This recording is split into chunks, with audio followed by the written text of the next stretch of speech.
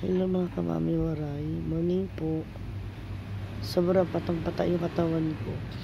Kagabi oras na ako natulog, siguro mga 12. Tapos nagising ulit ako kasi namasada asawa ko ng tricycle. So nagising ako, tapos umidlip ulit ako ng 5 minutes dahil ginising yung anak kong bunso dahil papasok sa eskwelahan. Tapos nagluto ako ng kanin. Tapos nagprito ako ng itlog dahil magbabaon daw siya. So yun guys, hindi nagbaon ko yung anak ko. Ngayon, antok ako, pero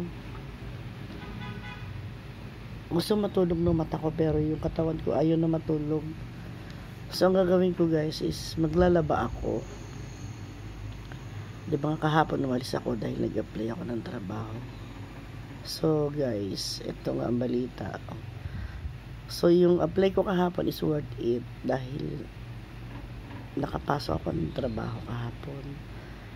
So tumagal lang ako kasi dahil sa JO na hinihintay ko.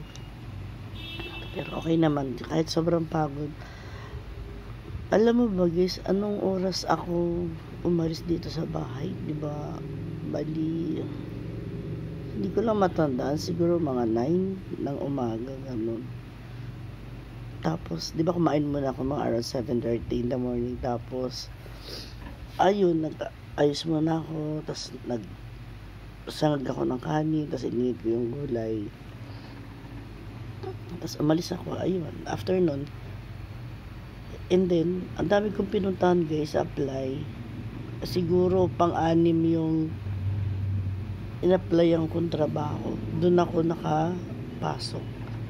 Kaya sobrang pagod ng katawan ko. Tapos, alam mo yung alam mo yung guys na sa halagang 200 pesos ang dalawang pera. So, kailangan mo siyang tipirin dahil syempre, ilan yung a-apply mo. Sasakay ka ng bus, sasakay ka ng jeep.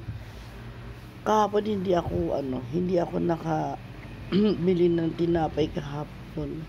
Kasi puro pamasahe ang naranasan ko kahapon. And then, doon sa in-applyan ko, may libre siyang tanghalian.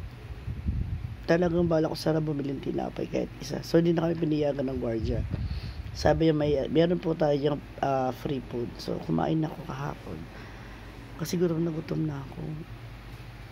And then, ayun. Worth it naman, guys. Pero nung unang apply ko, na-failed ako.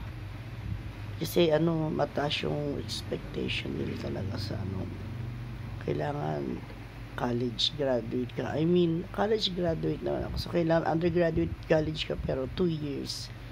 1 year lang ako. So, ayun. Na-share ko lang guys. Pero, thank you dahil sa kapray ko nakakapray na makahanap ako ng trabaho. So, yun, nakahanap ako kahapon. Talaga nagtyaga talaga ako. Hindi talaga ako sumuko kahapon guys. Kahit na ang sakit na ng paa ko, ang sakit na ng binti ko, kakalakad. So, talagang lakad-lakad pa rin talaga ako para makahanap ng trabaho. So, yun guys, na-share ko lang po. Bye-bye.